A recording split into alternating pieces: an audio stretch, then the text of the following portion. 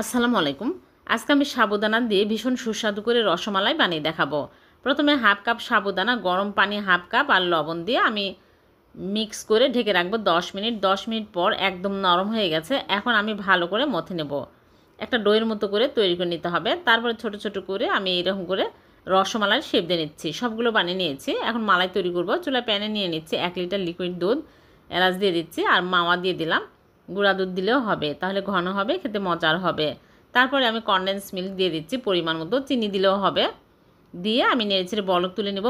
বলক উঠে আসলে 1 চিমটি জাফরান দিয়ে দিলাম। দিয়ে আমি সাবুদানার বলগুলো দিয়ে ঢেকে রাখবো। জাল করব 10 মিনিট, মাঝে মাঝে নেড়েচেড়ে দিব। 10 মিনিট পর আমি চুলা থেকে নামিয়ে রেখে দেব 2 ঘন্টা। 2 ঘন্টা পর আমি সার্ভ করে নেব। 2 ঘন্টা পর ফিরে আসলাম। খুবই সুস্বাদু আর খুবই মজাদার, খুবই কম সময়ে বানানো হয়ে যায়, অনেক টেস্টি হয়। ভালো লাগলে লাইক কমেন্ট শেয়ার